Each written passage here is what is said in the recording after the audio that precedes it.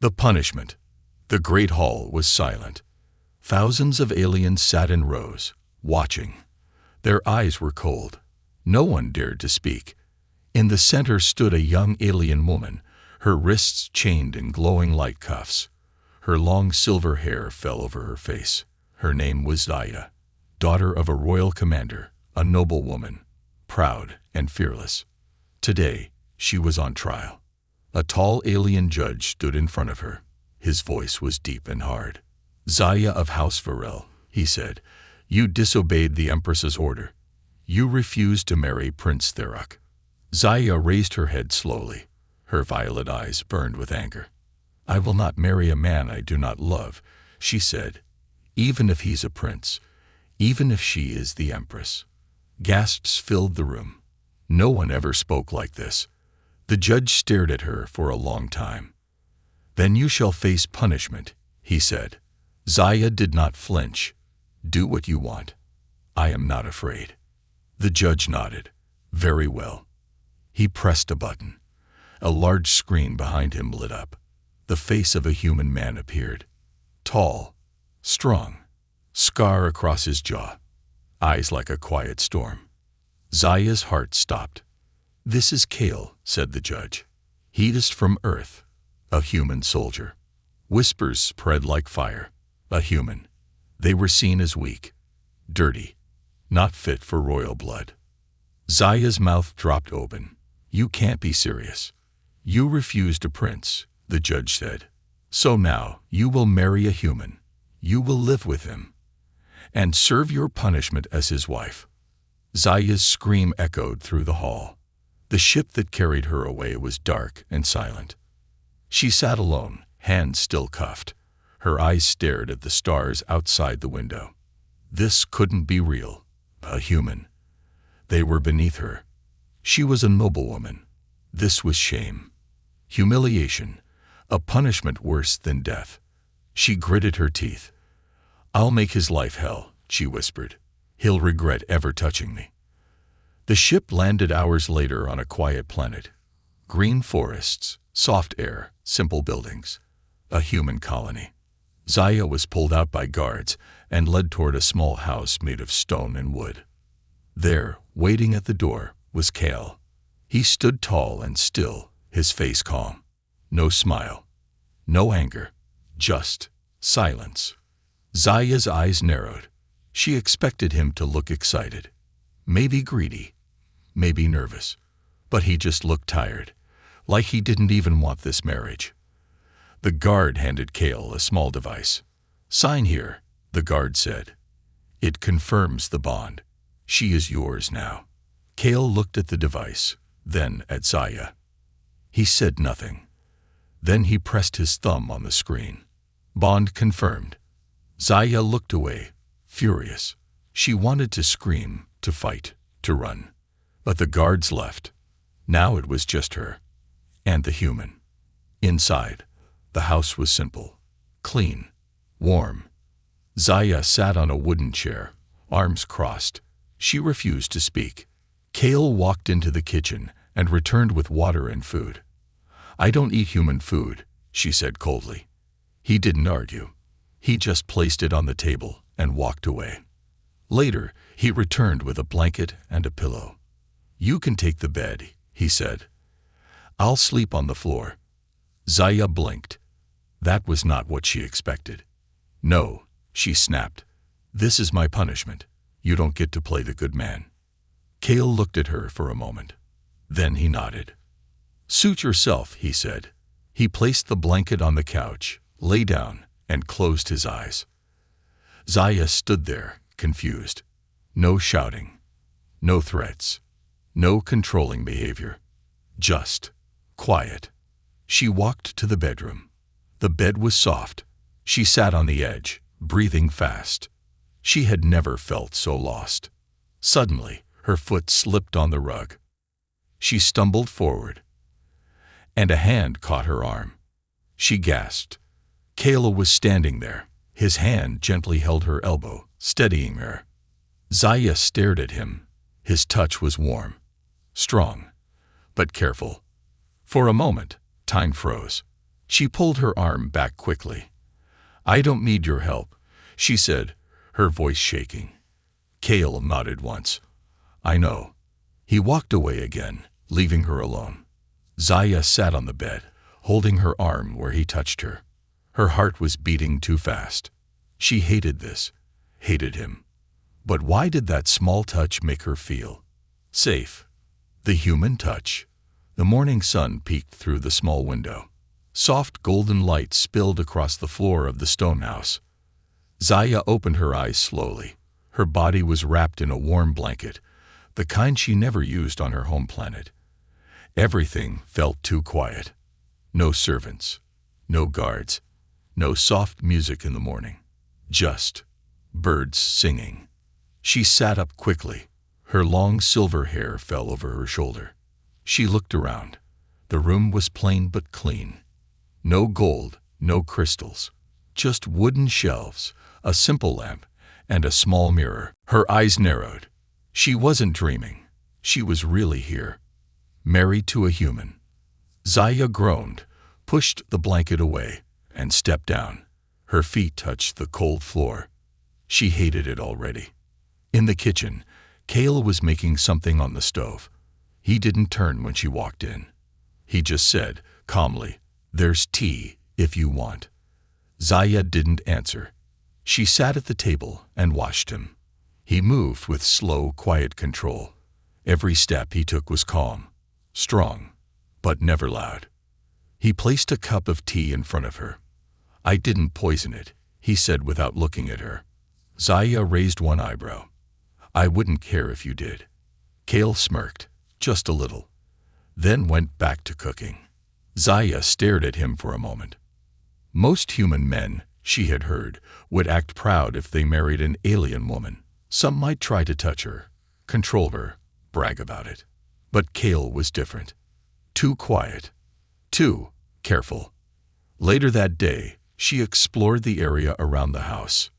No guards, no walls, just green trees, small hills, and a dusty road leading to a small village. As she walked, the local humans stared at her. Some whispered. Some looked scared. Others looked amazed. A few children ran up to her, curious. One little girl with curly hair pointed. "Are you a space princess?" Zaya didn't answer. She just kept walking. The village was small, wooden houses, food stalls, and a broken fountain in the center. She stopped near the edge of a shop and saw something strange. Cale was there, helping an old alien woman, her leg injured, her bag too heavy. He carried her bag, then gave her coins, then walked her home. Zaya stood frozen behind a corner, watching. The villagers waved to Cale. He nodded to each of them. Some called his name with smiles. A few old men clapped his back. He wasn't just some quiet soldier. People respected him. Even aliens. That night, she sat by the fire in the living room. Cale was cleaning an old rifle. The soft sound of metal clicking filled the room. She finally spoke. "Why did you agree to marry me?" Cale looked up, surprised. "Because I was ordered." "That's it?" she asked. He nodded. "Yes. You didn't want to." He put the rifle down. "Does it matter?" Zaya leaned back in the chair. "I thought humans would be more greedy." Cale gave a short laugh. "Some are." She looked at him. His face was hard to read. Calm, with a few small scars, like he had lived through pain and never complained. "Why are you alone?" she asked suddenly. He hesitated, then shrugged. "People I cared about died." Zaya didn't speak after that, but something heavy filled the space between them. Not anger, not silence, just a quiet understanding. The next day, Zaya walked deeper into the woods behind the house. She wanted to be alone. She missed her planet, her room, her people. Tears formed in her eyes, but she wiped them away. "I won't cry because of him," she whispered. Suddenly, her foot slipped on wet mud. She fell, tumbling down a small hill, hitting the ground hard. Ah! She tried to stand. but her ankle throbbed in pain. Then, strong arms picked her up. Zaya gasped. Kale had followed her.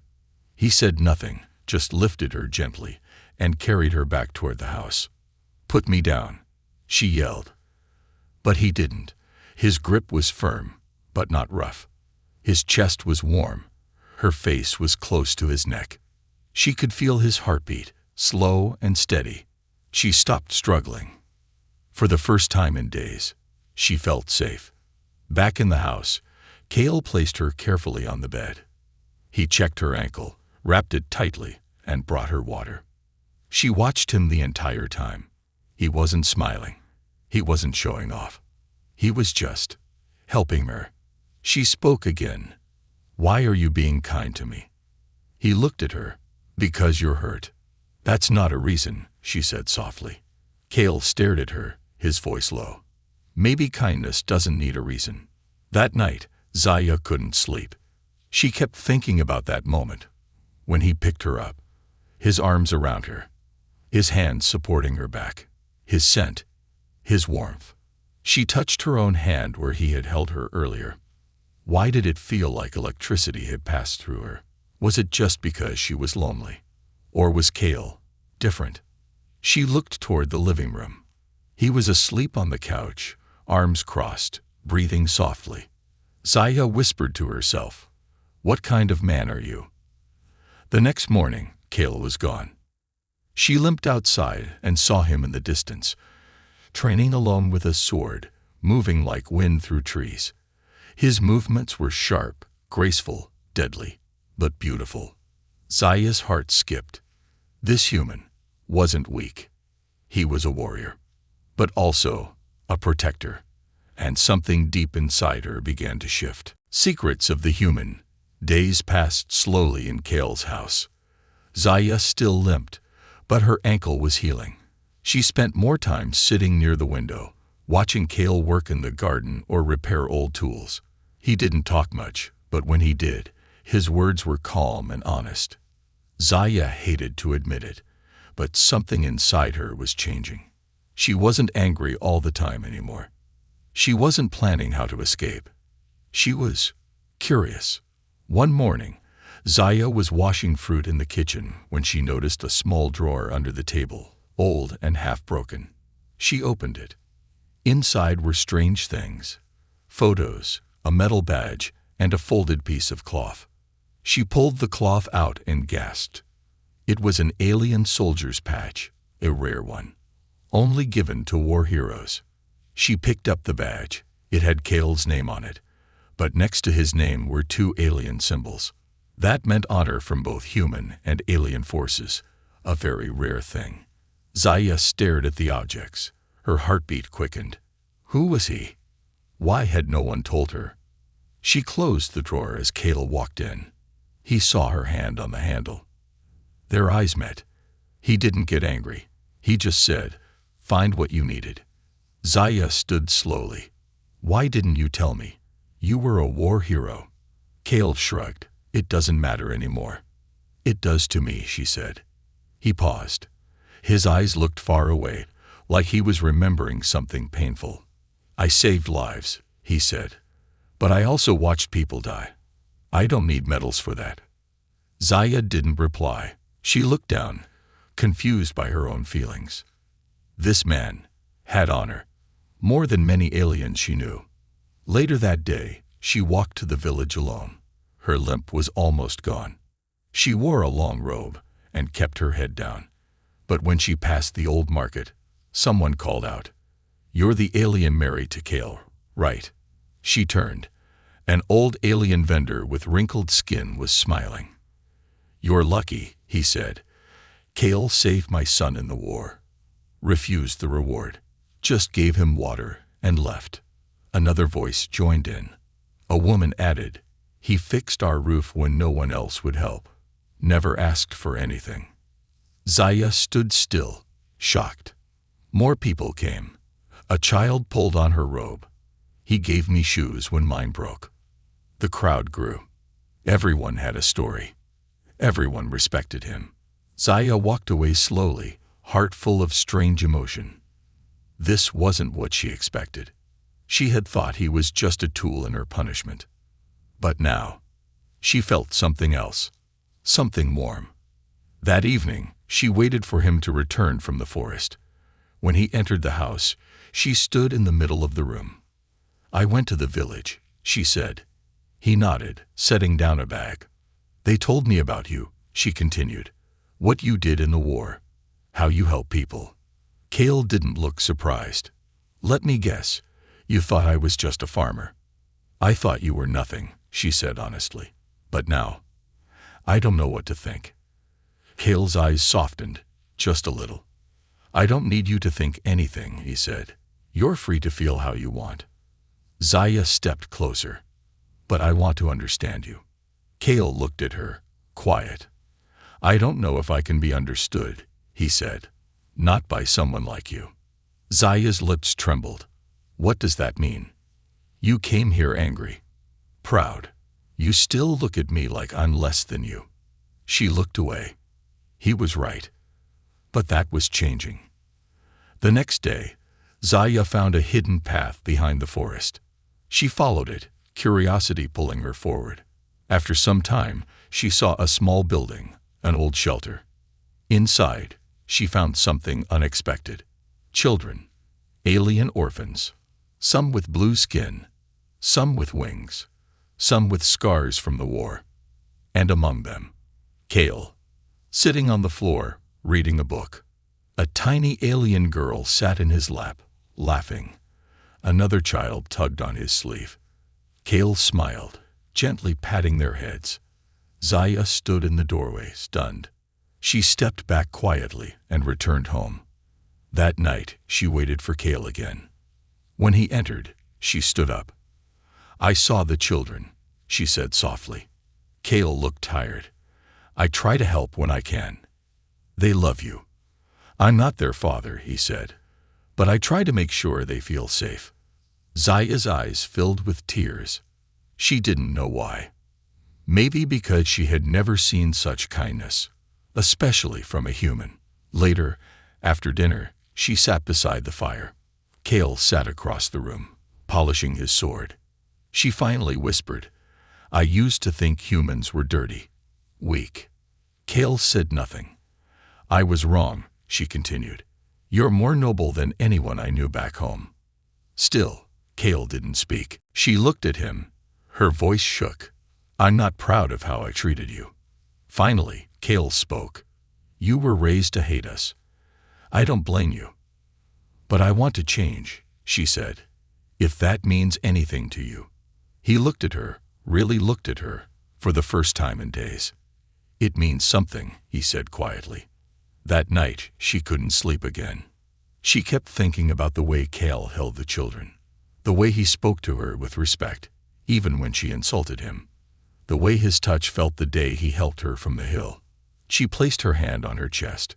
Her heart was beating fast. Was this love? Or something deeper?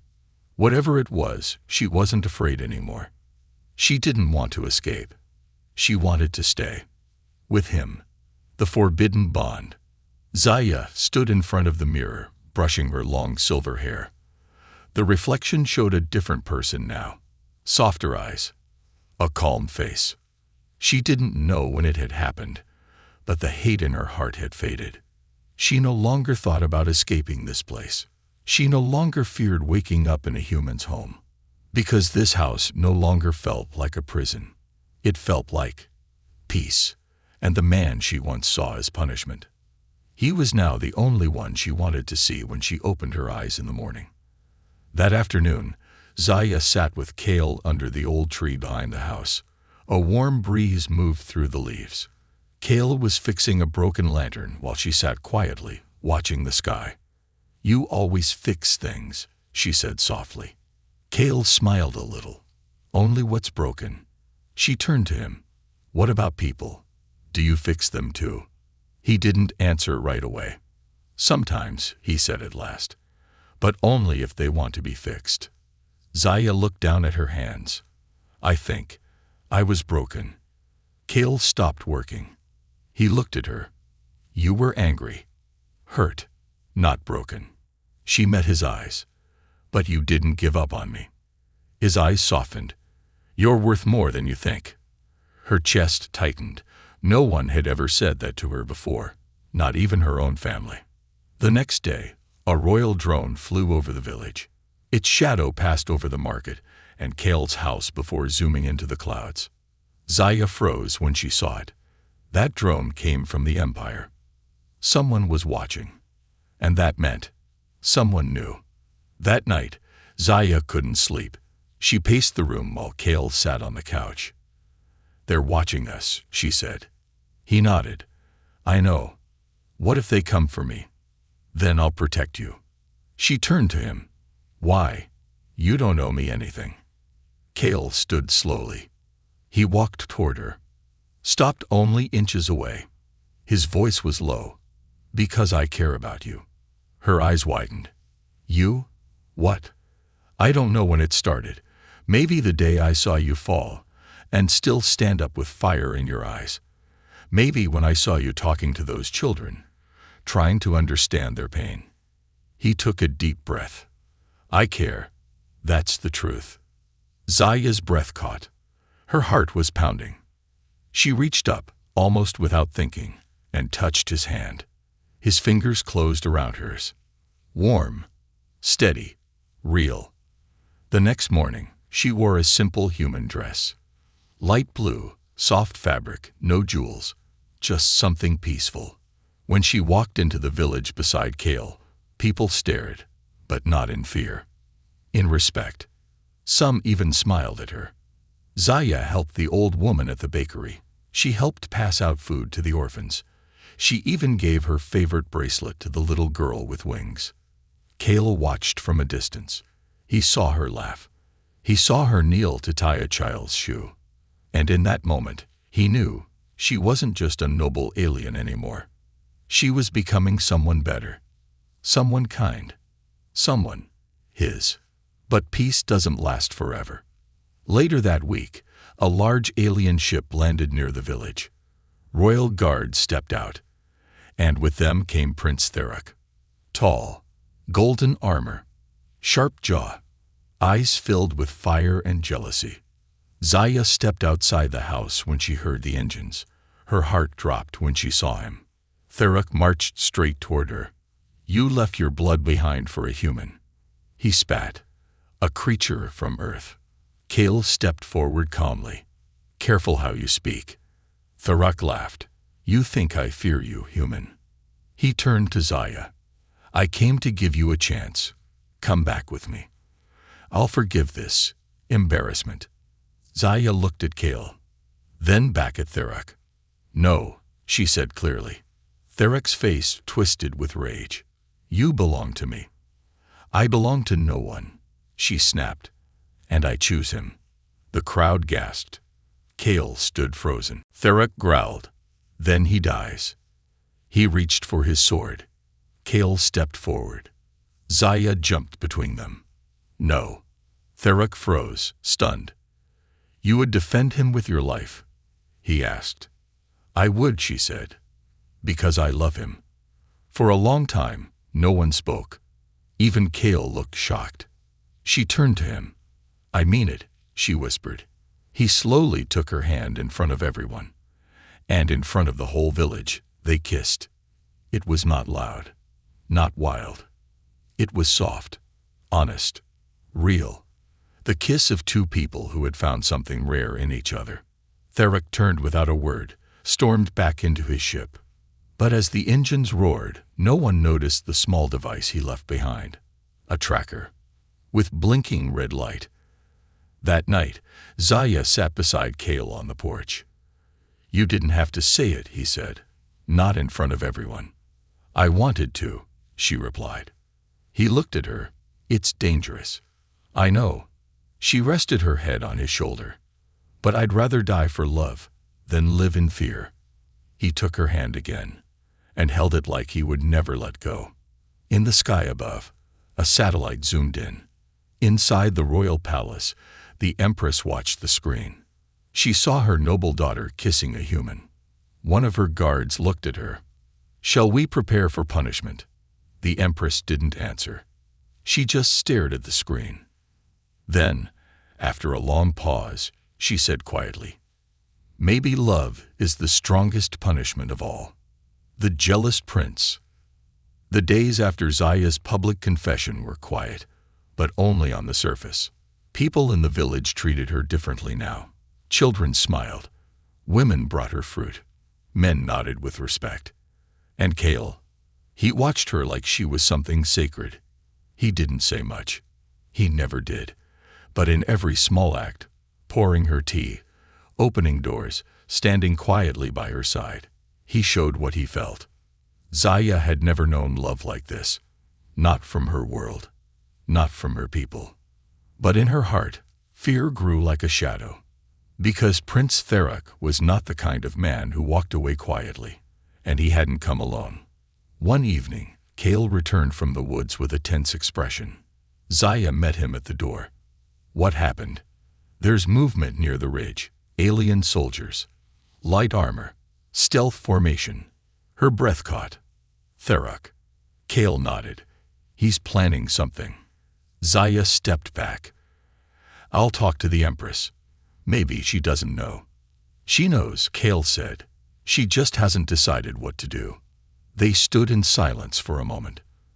Then Kale said something he had never said before. "If something happens to me, Zaya, run." Her eyes filled with tears. "Don't say that."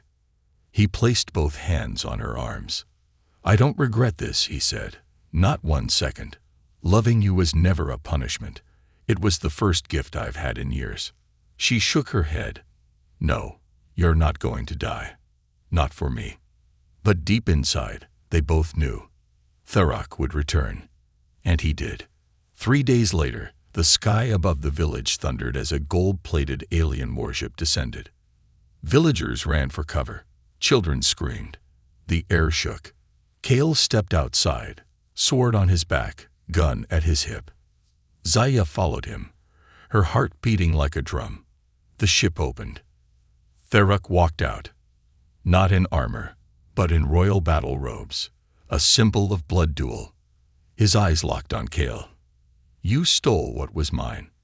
Kale didn't blink. She chose. Therak growled, "Then we fight for her." He reached into his belt and threw down a glowing disc. The circle spread across the ground. A combat ring. Zaya ran forward. "Stop. This is madness." But Therak ignored her. "Human," he said, "do you accept the duel?" Kale looked at Zaya. Her eyes were begging him not to. But he slowly stepped into the ring. "I accept." The village gathered around, silent. 2 men, 2 worlds, 1 love, and 1 war ready to begin. Therak struck first. Fast, brutal. His blade sparked as it hit Kale's shoulder. Kale rolled, dodged, countered.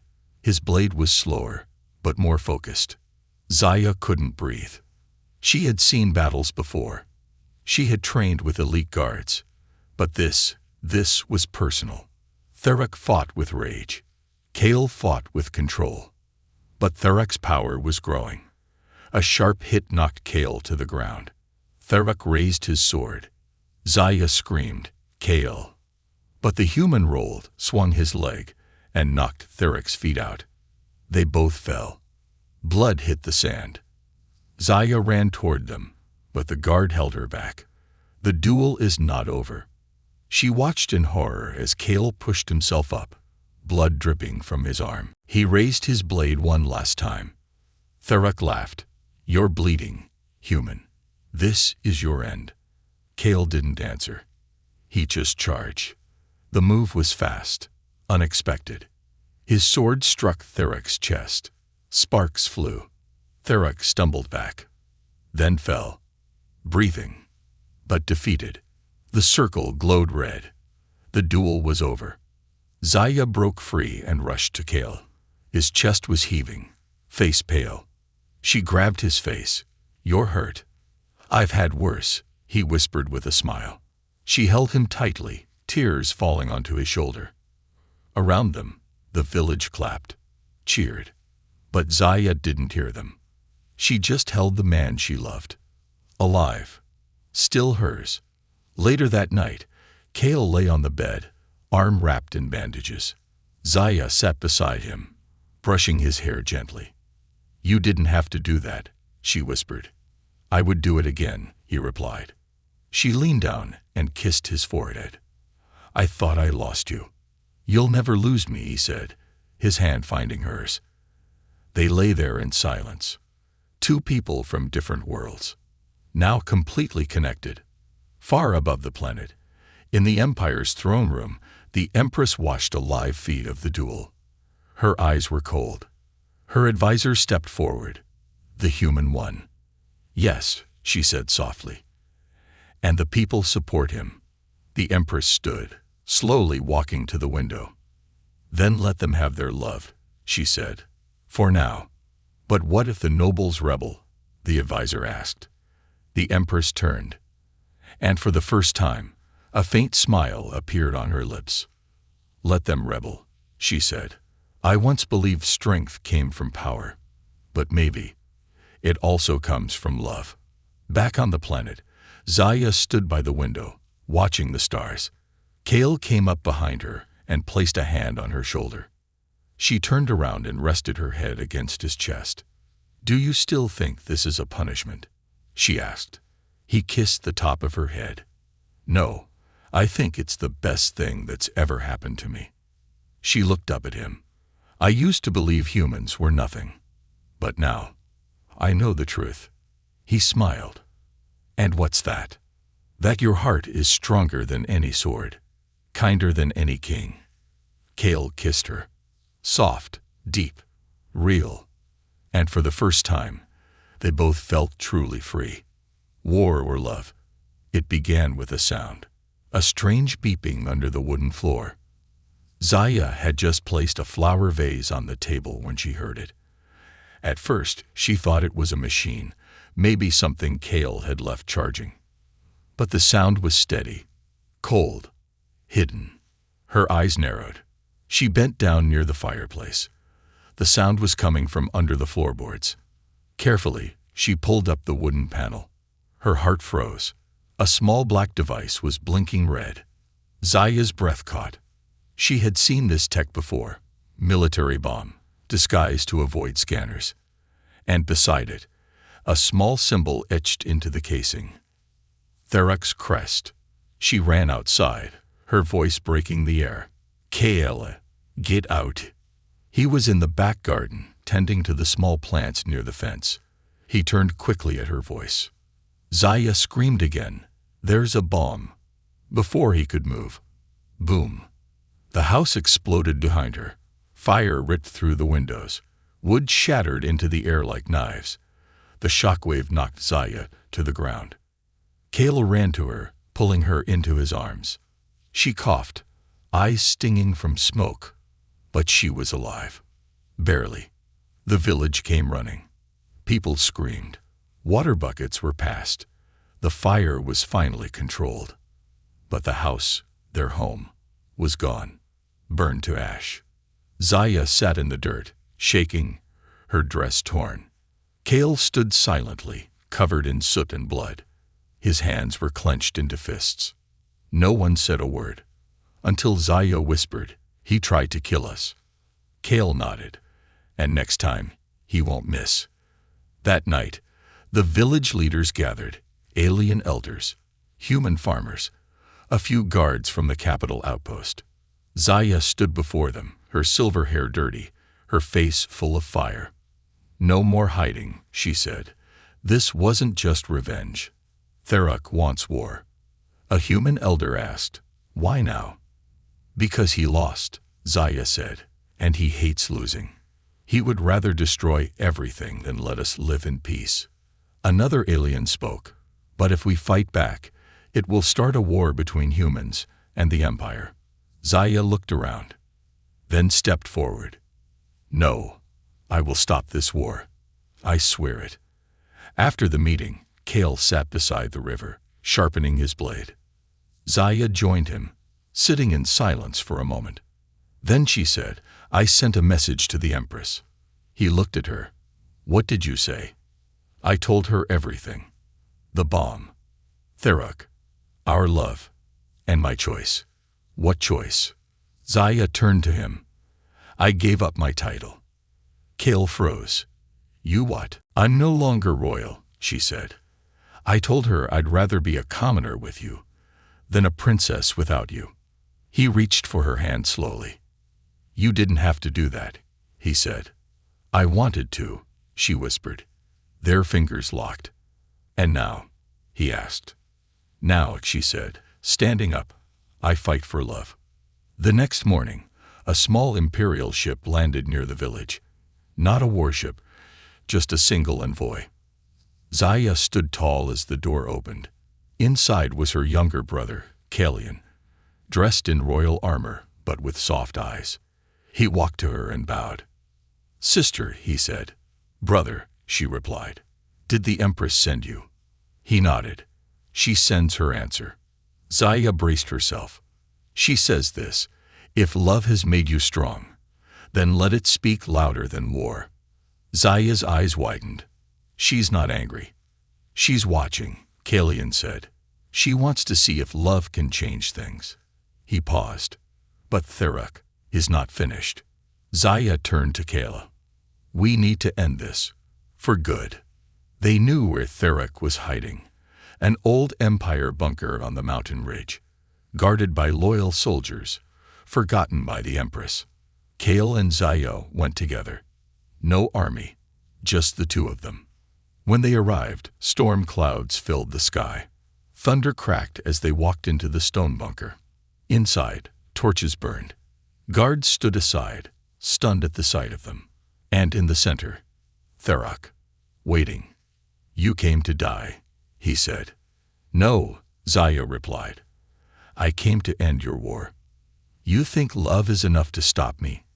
I think it's more powerful than your pride. Tharok laughed coldly. Then prove it.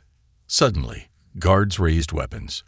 Zaya stepped forward and held up her hand. I activate Royal Protocol 7. Everyone froze. Tharok's eyes narrowed. That law was erased. No, Zaya said. It still exists in the royal core. My mother never deleted it. Kale looked at her, confused. What is it? She smiled slightly. It gives a royal child the right to arrest a traitor, with one witness and one piece of proof. She held up the broken bomb device, and Kale stepped forward. I am her witness. The guards looked at each other. One dropped his weapon, then another, then all of them. Tharok stepped back, fury in his eyes. No. But it was too late. He was surrounded and defeated. Later that night, back in the village, a new fire burned. Not from bombs, but from a celebration. People danced. Music played. Children ran under lanterns. Zaya sat beside Kale, a flower crown on her head, smiling. You saved me, Kale said. No, she replied. You saved me. From myself. From my pride. From a life without meaning. He leaned in. And now, she whispered, now I want only you. They kissed. And the village cheered. In the stars above, the Empress stood by her window, holding a glass of wine. Her advisor said, It's over. She nodded. Yes. He asked, And your daughter? She looked at the stars and smiled. She chose love. Maybe that was the strongest punishment, but also the greatest gift. Begging for more. The firelight danced across their faces. Kale and Zaya sat close, legs touching, eyes locked. Around them, the village celebration continued. Music, laughter, warm food, and glowing lanterns floating into the night sky. But for them, the world had gone quiet. Kale gently took her hand. No more war, he whispered. Zaya leaned her head on his shoulder. No more hiding, she replied. No more titles. No more fear. He smiled. Just us. She nodded. Just love. The next morning, the sun rose over a village that had changed forever. People smiled wider.